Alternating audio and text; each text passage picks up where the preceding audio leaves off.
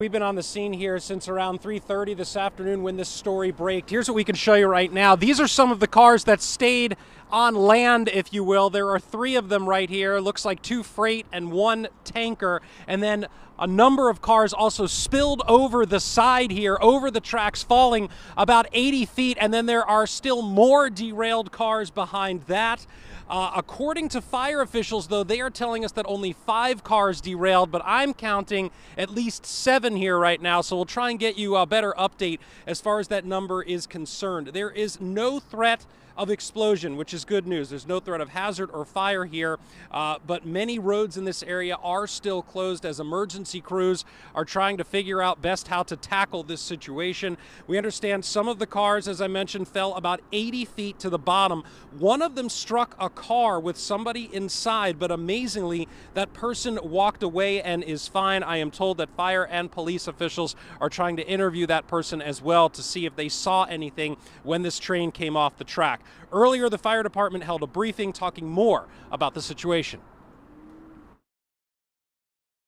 It could have been a lot worse, but we're extremely thankful and grateful that no one was walking through that way, no immense amount of cars was driving along that path, and then also no explosions. We didn't have any explosions or fires reported, so we're extremely fortunate that it wasn't any worse than what it was.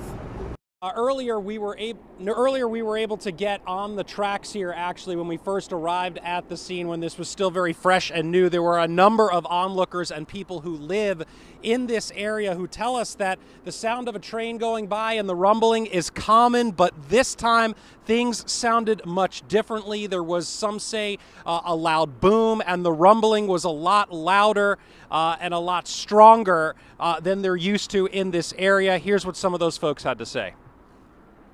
It was a very loud boom, and it sounded like the train, but I didn't really think anything of it. And then I started hearing the helicopters and sirens, and then that's when my grandfather called me and said that it did fall over. Oh, this is very possible. They're always working on the railroad tracks down here.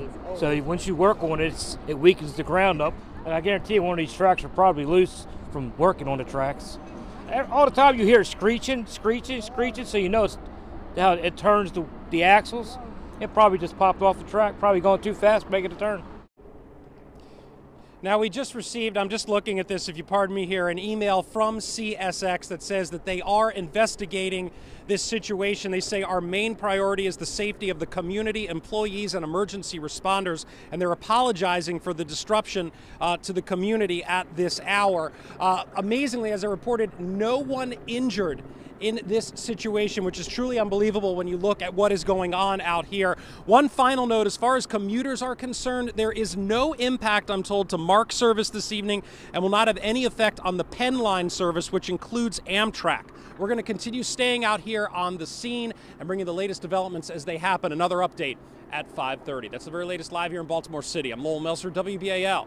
TV 11 News. All right, Lowell, thank you. Now, the Baltimore Fire Department tweeted out these photos of what it looks like from Falls Road.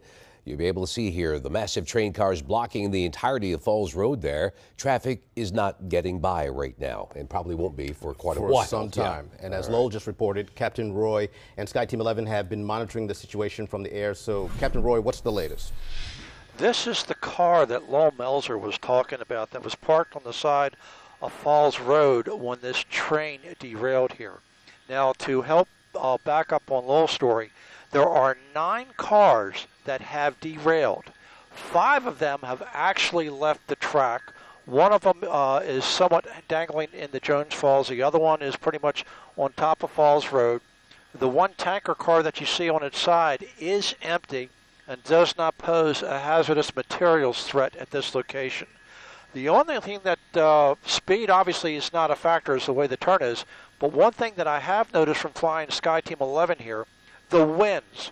We've seen some winds gusting up to about 40 miles an hour, and the way that the winds are coming out of the southeast here, it's plausible that winds going up the valley, could have had a Venturi effect or Coriolis effect, which would have caused a higher than normal wind gust.